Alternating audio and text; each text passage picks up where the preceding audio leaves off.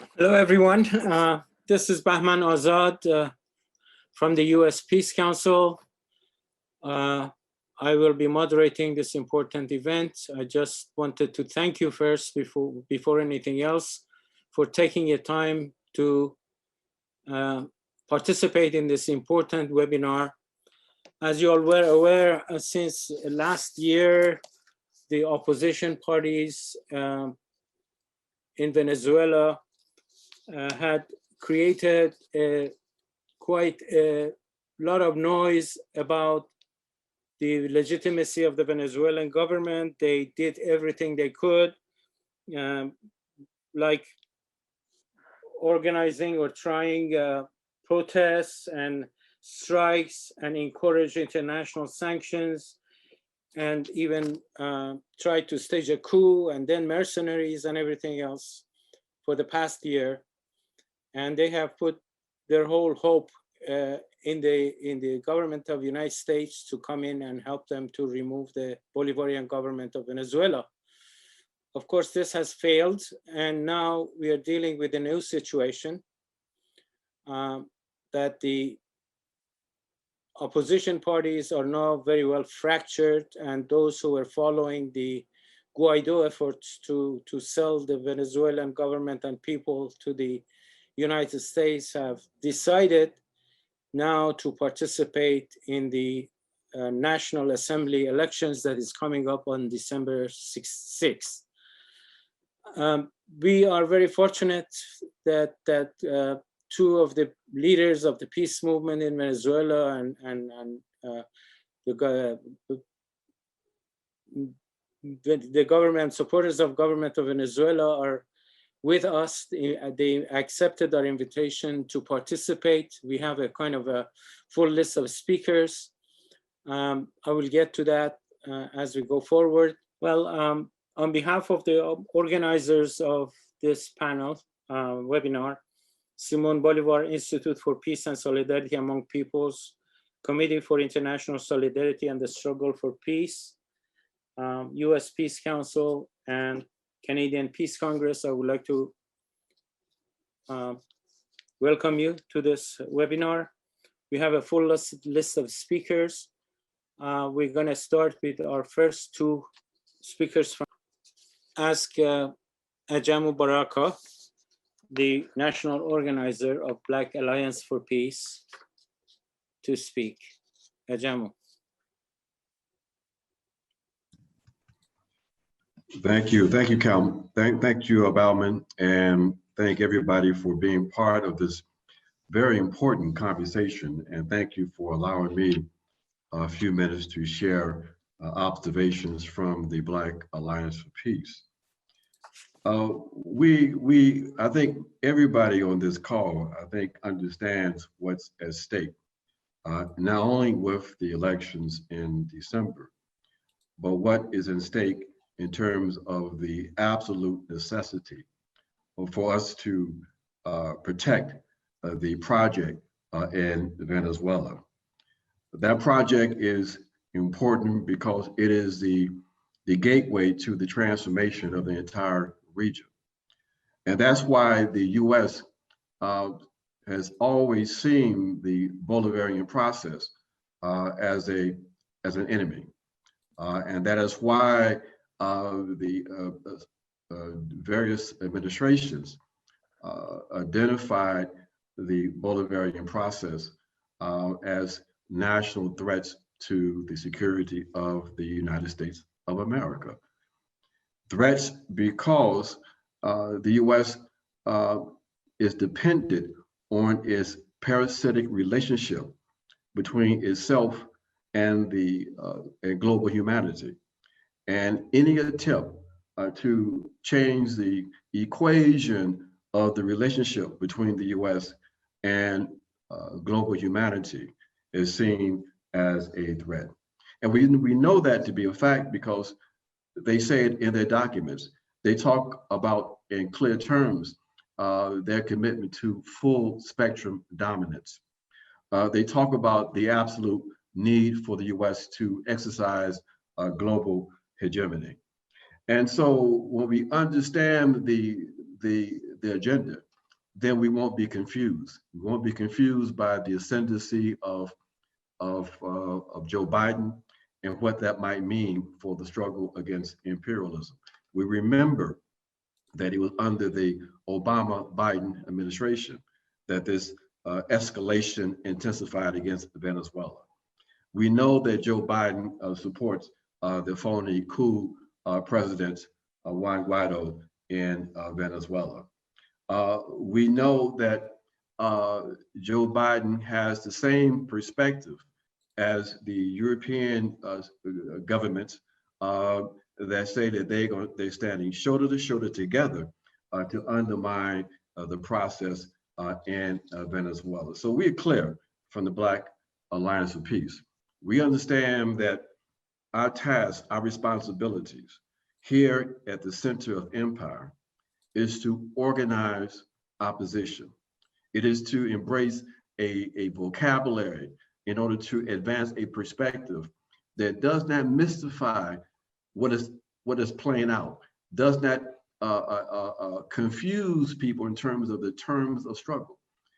It says very clearly, we say very clearly, we have to stand on the side of the people against imperialism, against exploitation, against war, against sanctions. So our responsibility, as I close, our responsibility is to build a clear anti-imperialist movement in this country. It is to put ourselves on the line like the masses of the people around the world who are suffering as a consequence of US policies. So we're not confused by the fact that the Europeans, this axis of domination, the US, EU, NATO axis of domination, they are prepared to try to strike Venezuela. We say our response must be to prepare our forces to stand in solidarity, to engage in struggle, and to be committed to the fact that none of us will be free until all of us are free from the ravages and the power of this pan-European colonial capitalist white supremacist patriarchy. Our task, our responsibility is to put an end to the sufferings of collective humanity, and we will, in fact, do that. Thank you, Ajamu. I'm happy that all the speakers are staying within the time limit they have and even saving us some time for questions answered. That's very nice of you. Our next speaker is Margaret, my comrade, Margaret Flowers, Director of Popular Resistance, who has been helping with me for putting together this forum, and I'm very thankful to her. Margaret, please. Thank you, Bahman, and thank you everyone for allowing me to be part of this event tonight. My greetings to Carlos Ron and Gabriel Aguirre. At Popular Resistance, we are clear that we must respect the sovereignty of other nations and the rights of their people to self-determination. This is fundamentally what it means to be an anti-imperialist. We recognize that the United States has been interfering in Venezuela in many ways through, as you heard, trying to manipulate the elections or invalidate what is a very democratic and transparent process of elections in Venezuela. The United States has imposed unilateral, coercive economic measures, as you heard, against Venezuela. These are something we refer to as sanctions, but technically they are coercive measures. The United States has used military aggression in a number of ways, including mobilizing the Navy to the waters outside of Venezuela and working with mercenaries inside countries like Colombia to wage attacks. And all of these interventions that the United States is engaged in violate the United Nations Charter and multiple international laws. So our country, the United States, for those of you on the call that are from the US, the United States is violating international law. As Ajamu said, we don't anticipate a change in the United States tactics under a Joe Biden presidency. It will be the same as under a Trump presidency. In fact, as you heard, it was in 2015 when President Obama and Vice President Biden were in power, that they declared Venezuela a national security threat without any evidence to back up that Venezuela posed a security threat in any way. And this was a necessary, in their mind, tactic because this gave them the legal authority to begin the unilateral coercive economic measures. As citizens of empire, we in the United States have a particular responsibility to redress our government for its actions. And people are asking, what kinds of things can we do? Well, a very important task for all of us around the world is to correct the misinformation about Venezuela. When I was in Venezuela, it was very clear that what the US media was reporting was the opposite of what was actually happening in that country. And so we must question everything that we hear through the corporate media and work to correct that. Each of us can reach many people through our social media platforms and other avenues to correct that misinformation. We have a clear set of demands for our government. We demand that the United States end the illegal economic coercive measures. This includes ending the assets that have been frozen and stolen by the United States. It means stopping the pressure on the United Kingdom, which is holding billions of dollars of Venezuelan gold and refusing to give it back to the government that owns it. We recognize that the United States must stop all interference in the country in elections and stop the military aggression. We also demand that the United States develop a protecting power agreement with Venezuela so that the Venezuelan embassy is protected for the sovereign government of Venezuela. And finally, that the United States reestablish diplomatic ties with Venezuela so that we can proceed through a peaceful manner to establish relationships. And, we don't need to steal their assets or their oil. We can purchase them just like we've done, throughout history. So it's also important for us to recognize our need to follow the lead of the Venezuelans, and that we in the United States do not have a say over what type of government Venezuela has. So I want to express my full solidarity with the people of Venezuela, with their right to self-determination. And you know that I will do whatever is in my power to support you. And I encourage others to take action as well, to organize wherever you are, to correct the information and to show visibly our demands to stop the US and other countries like Canada and European Union countries that are working with the US to stop these interventions in Venezuela. Thank you, Bahman. Thank you, Margaret. Our next speaker is Miguel Figueroa, the president of the Canadian Peace Congress. Miguel.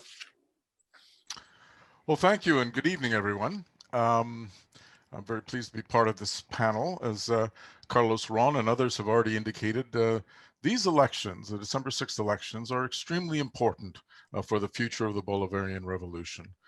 First and foremost, of course, because it will remove the last pretense that the Western and European imperialist countries have been using to continue to support the rump opposition group around Guaido and his claim that he has a mandate from the National Assembly.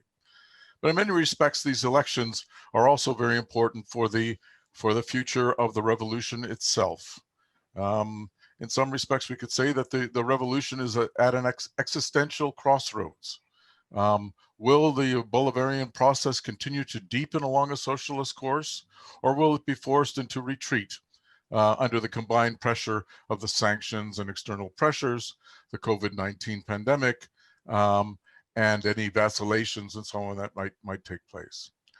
So we know that the hand puppets who make up the extreme opposition in harmony with Washington, Ottawa, and the imperialist camp, we're going to claim that the election results are fraudulent and illegitimate. No surprise there. In this sense, the outcome of the elections, who wins and who loses, in some respects is less important than the turnout, the participation rate itself in these elections. A large voter turnout will be the most powerful rebuff to those who claim that the masses of the Venezuelan people have no faith or trust in the electoral process. Ultimately, it's up to the people themselves to determine their future course, their destiny, and certainly not for others from afar to sit in judgment. As the recent elections in the United States and elsewhere again confirm, imperialism has absolutely no right to lecture others on the democratic process. Let's say a few words about the situation, particularly in terms of Canada's role. As I think everyone, certainly on this call and this meeting, is aware, the Canadian state has been increasingly interfering in Venezuela's internal affairs ever since the election of Hugo Chavez in 1999. This escalated rapidly in 2017, especially after Chrystia Freeland became the Minister of Foreign Affairs. That's when Canada assumed its leading role in the Lima Group, acting on behalf of Washington to crank up the regime change agenda to destroy the Bolivarian Revolution. Late last year, she was replaced as foreign minister by François-Philippe Champagne, but she remains highly influential in the Trudeau cabinet. We shouldn't lose sight of that. She is in fact the deputy prime minister, and she has the ear of Trudeau, particularly with respect to foreign policy matters. Freeland, the granddaughter of an infamous Ukrainian nationalist and Nazi collaborator, built her own entire career on anti-communism. But Canada's role is not driven by individuals. It's not driven primarily by ideologies. It's driven by the economic interests of Canadian finance capital.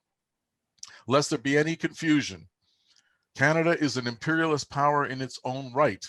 It's not a puppet or a semi-colony of the US.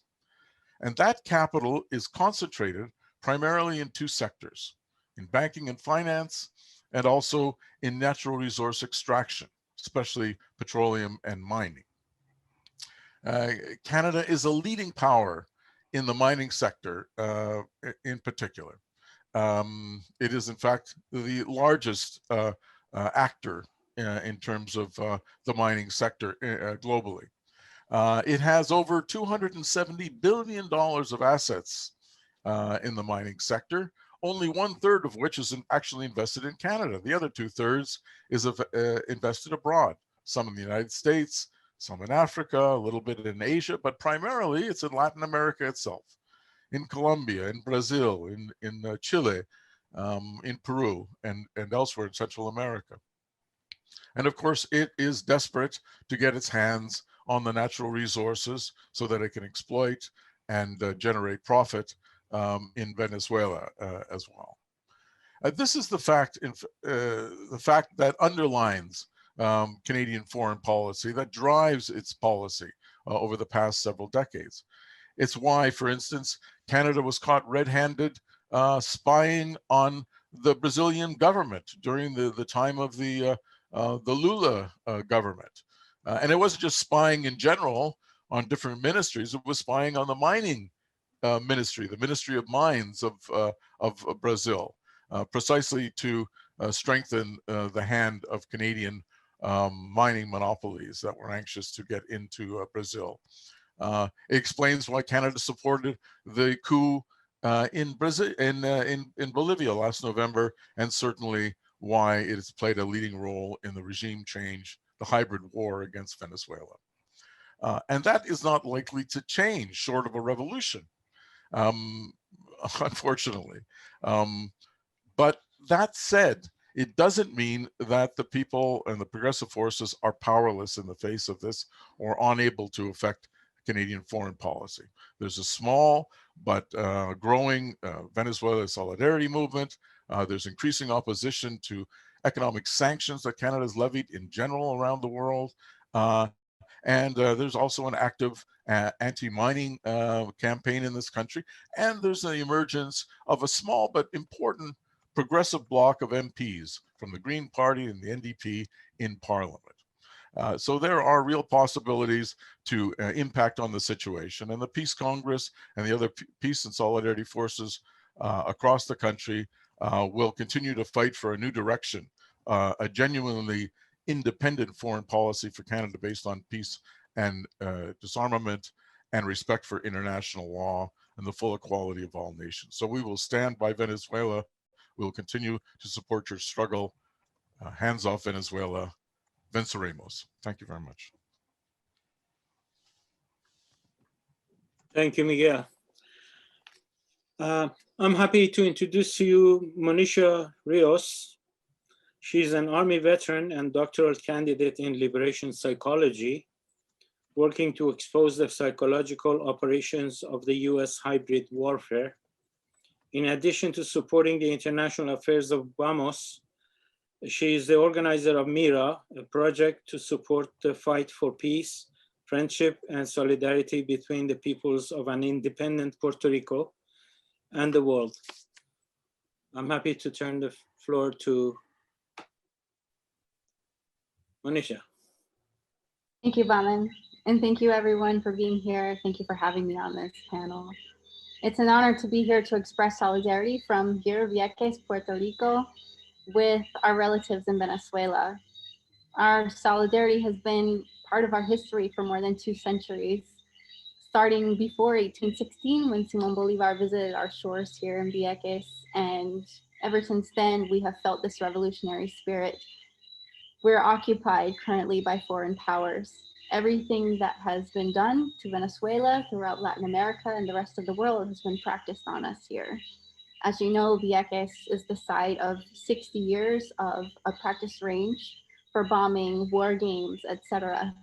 And we live with those impacts just as we live with the reality of our complicity, being that Puerto Ricans have such a high rate of enlistment in the US Armed Forces, which then lead to the types of interventions and violations of human rights that you see happening to our relatives in Venezuela right now. We legitimize your elections. We understand precisely what is going on, and we call on all of our relatives, all of the Boricuas who are in the US military right now. We call on Boricuas who support this interventionism to stop. We recognize that our struggles are tied together, and they always have been.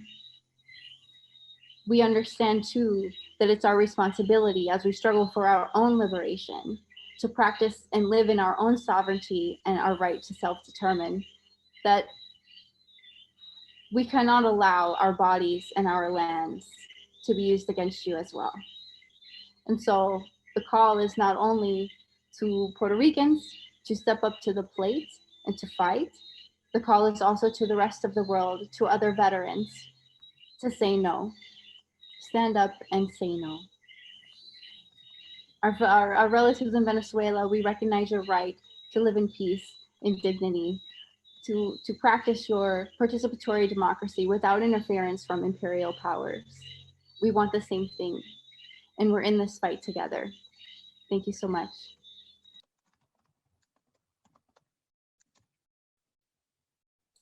Thank you, Monisha, for your nice presentation. Last but not least, I would like to turn the floor to my dear comrade, Vijay Prashad, who is the Executive Director of Transcontinental Institute for Social Research. Vijay, please. Aman, it's great to be with you. It's great to stand with the people of Venezuela. It's great to close out at least the speakers part of this event, which began with my friend and comrade Carlos Ron. So it's a great honor to be here. Look, if this was not something you're watching on Facebook Live or watching on YouTube or on Zoom, if you had, say, MSNBC on, for instance, you would be hearing desperate yelps from the hosts about Russian interference in the United States election, about Chinese interference in the United States elections, and so on. There is a sort of immense paranoia about the US electoral process being violated somehow by Russians and Chinese and others. Meanwhile, of course, there is no, not at all, none. There is no commentary about the United States systematic interference in every country's election, from the interference in Italy, in Greece in the 1940s, right up to the present.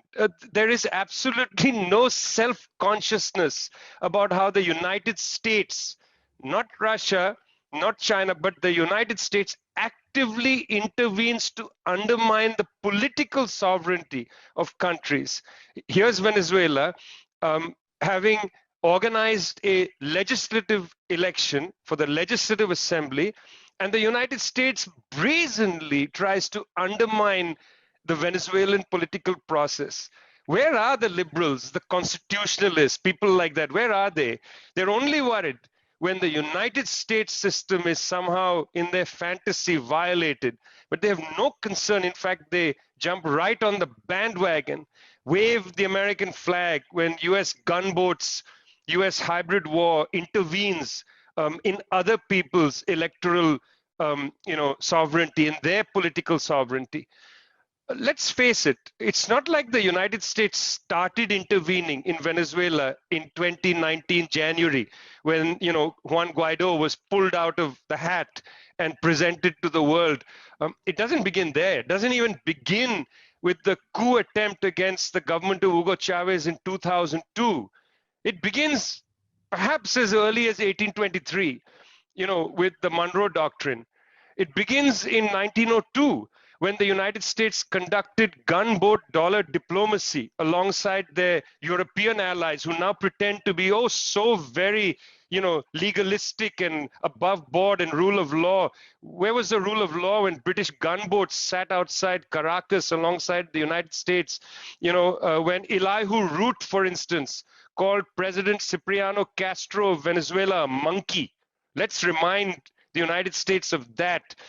Joseph Biden, this man who's supposed to have a much cleaner mouth than Donald Trump, certainly a cleaner Twitter account than Donald Trump.